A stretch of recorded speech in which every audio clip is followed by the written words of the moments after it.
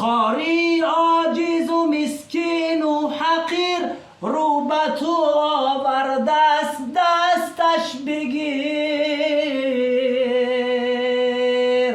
گرچه باشه پرگناه اندر جهان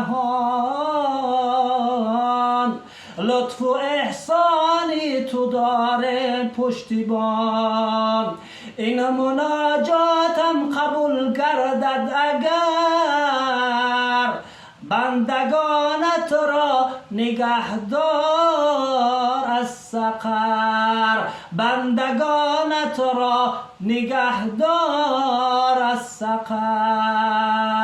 سلام علیکم تماشابینان عزیز، من بنده امام الدین هستم، قاری هستم، نابینا هستم و در آمد ماه مبارک شریف رمضان همه مؤمنین و مؤمنات را، امتان محمدی را تبریک و تهنیت میگم و نمرای تلفن ما میگم 918 44 14 31 کارتام سپتامبر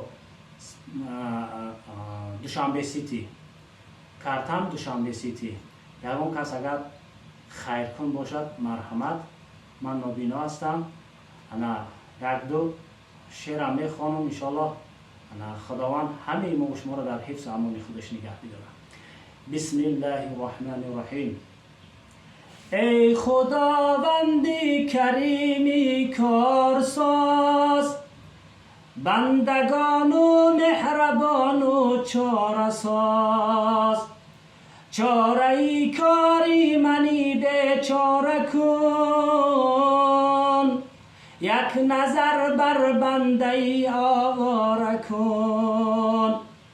گشتم رسوا از این شرمندگی، شرم دارم ندارم بندگی.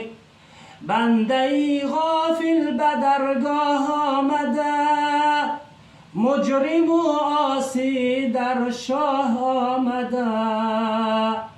رفتم رحم از پی نفس و هوا، شد تباه حالم خدایا رهنما.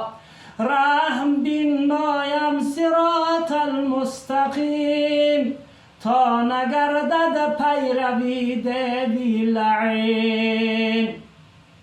گر نباشی دستگیرم ای خدا، میبرد شیطان مرا دانی بلا.